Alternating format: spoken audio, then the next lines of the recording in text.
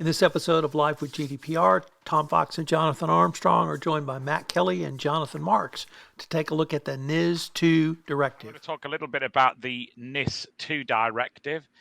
So what's the NIS II directive, you might ask? Well, in simple terms, it's the second directive after NIS I, but you probably need to know a bit more than that. The NIS directives, because we now have two, deal with cybersecurity, information security in the EU. NIS I was passed in 2016, and they're basically pieces of legislation that sort of sit alongside GDPR, but look at slightly different things. They're about the security of national infrastructure, which may or may not involve data breaches. So, for example, if the pumping station in your town gets knocked out by a cyber attack, then that's likely to be reportable under the NIS regime, but not necessarily under GDPR, because the pumping station might not have personal data there. So a lot of this is about looking at infrastructure. And in some respects, there are already plans to NIS, but part of the update to NIS is about a response to COVID and the many attacks that we saw on critical national infrastructure during COVID, particularly on pharmaceutical businesses, health businesses, where it was thought that they had the magic formula for vaccines, etc., etc. And I know that was huge. I know some people who work in this space that were working flat out at that time. NIS I, as I say, has been around for a while. It's imposed additional reporting obligations in various sectors. And as I say, it's about the wider information security piece, not just data breaches. There are reporting obligations like under GDPR, but there's been a perceived lack of enforcement, a perceived lack of consistency across the EU. By the way, the UK still has a NIS regime. It won't do NIS II in the same form, but the UK will broadly follow these EU developments here. And the reporting obligations are many and varied. So if you're an airline, for example, then you have to report to your airline regulator, I guess the equivalent of the Federal Aviation Administration under the NIS regime. As I say, you might also have to report to the data regulator under GDPR at the same time. And always a delicate balance to make, because the NIS reporting deadline is tougher. You've got to make your initial report in 24 hours, follow-up report in 72 hours, which obviously matches GDPR. So perhaps the main difference, NIS II versus NIS I, is the extension of the number of sectors that are covered. And there's some exact details of this on the Cordery website.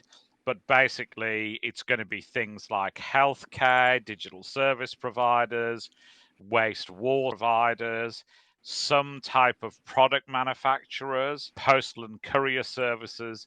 That's in addition to the sectors that were in NIS I. So that's things like energy, transport, air transportation, banking and financial services, pharma, clean water, wastewater's in NIS II, clean water in NIS I, other forms of digital infrastructure, some food provisions, vaccines, things like that. So a pretty comprehensive list.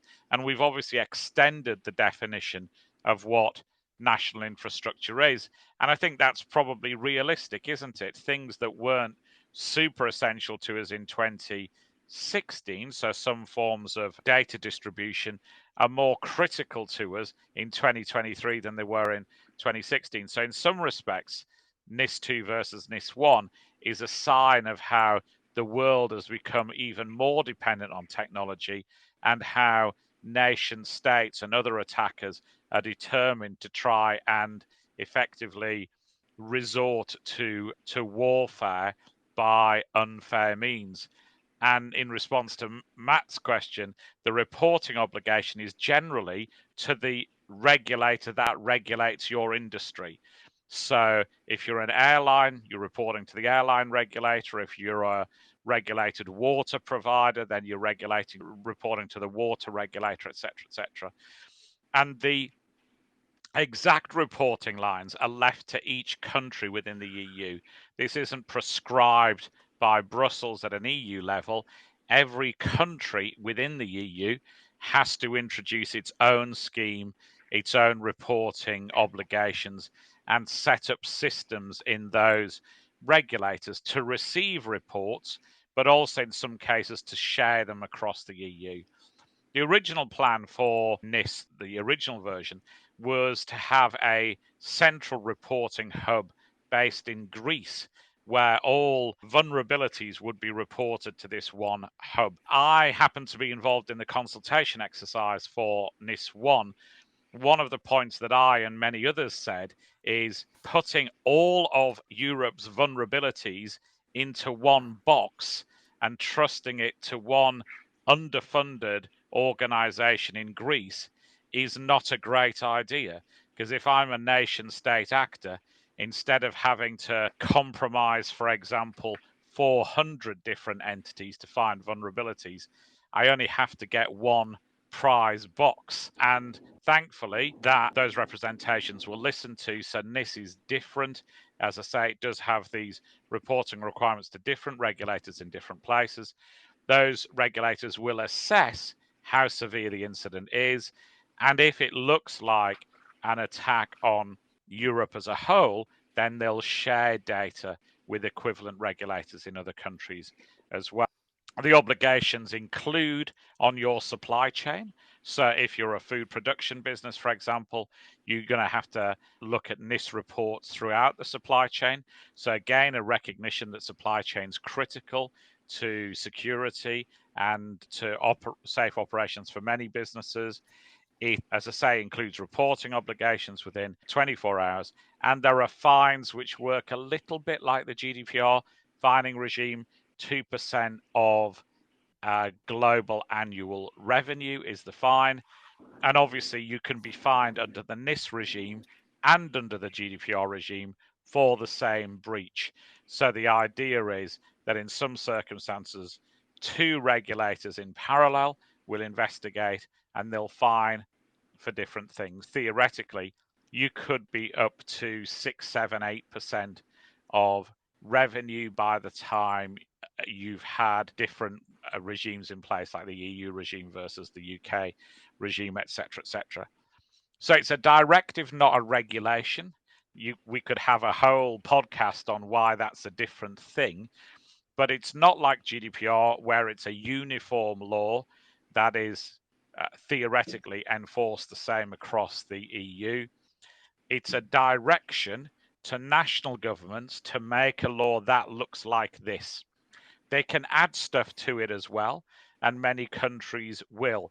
So expect to see fairly granular obligations on things like minimum security standards, which corporations will have to comply with. Countries have until 17th of October 2024 to produce their law, so to get it through their domestic parliaments, and the provisions must be in a month after that.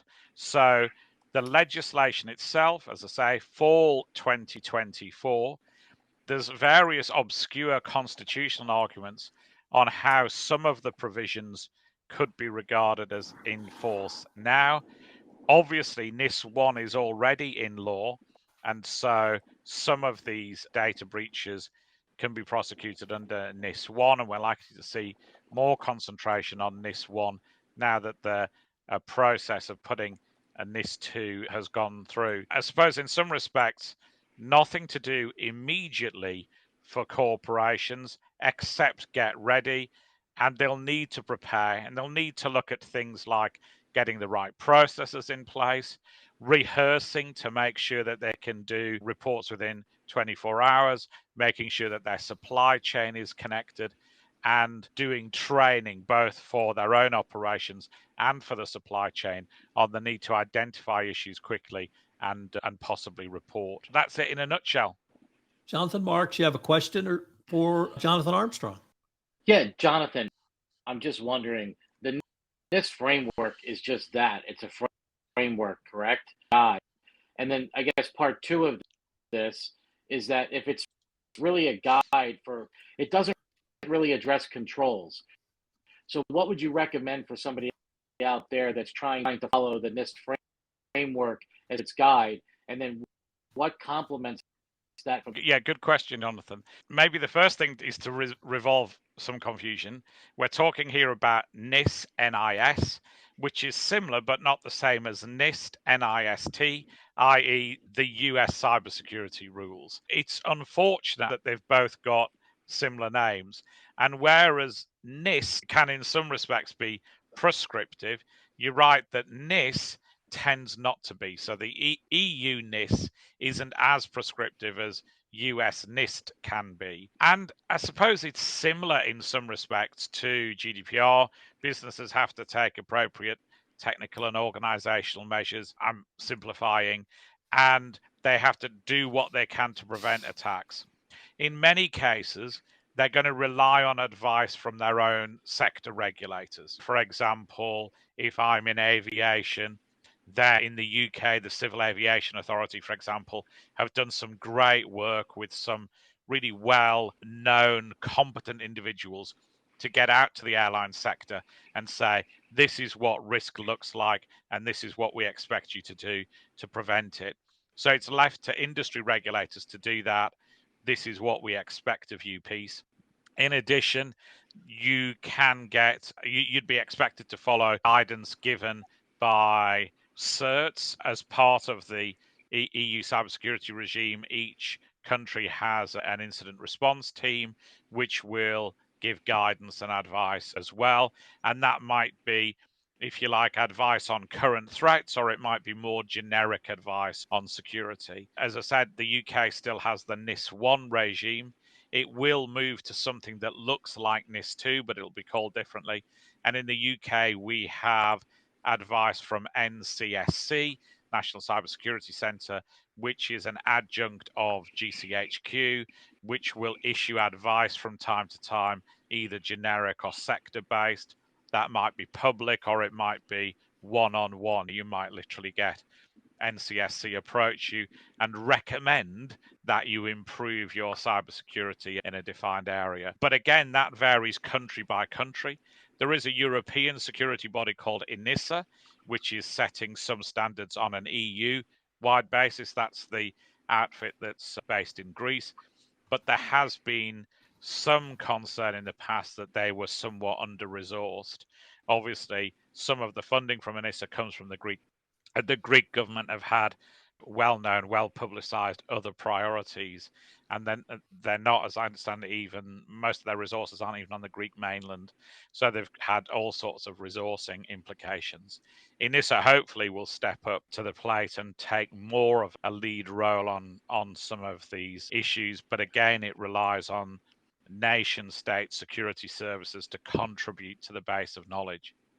So if you're a CISO of a global company, do you have to consider all? Yeah, if you're a CISO of a global company, you're going to have to consider NIS for sure. If you've got any sort of operations in Europe, then NIS will be really relevant to you. And it could be that what NIS expects of you is very similar to what you're doing under NIS. US rules could be that there's a very close comparison. It's very likely that's the case. But even if the standards are the same, you should still rehearse reporting under NIS, because the 24-hour timeline is more aggressive than you'd commonly see in other jurisdictions. Trust me, I've been in the room when you're trying to make those decisions. It's really hard. And if you haven't had a rehearsal first, you're fairly likely to fail. Yeah, no, I think those are great points. I mean, the only thing that I'm seeing here is that people have bolted themselves, whether NIST in particular here in the U.S., and veering to the left are difficult for many. They can't see beyond that. They're not using eye to what they're doing. Yeah, and I think they will definitely have to. It's quite often the case, isn't it, that people are used to reporting to their home regulator and dealing with their own jurisdiction. But we've seen from GDPR fines that's false. I would guess, and it would be a guess, we're about 2.6 billion euros worth of fines. I think about 2.2-ish, I'd guess, will be US corporations. That forces the message that your home regulator is often not your greatest threat. And I think that's the same in the cybersecurity space as well. Yeah. Great points. Thank you again for listening to this episode of Life with GDPR. I hope you'll join Jonathan and I again for another episode.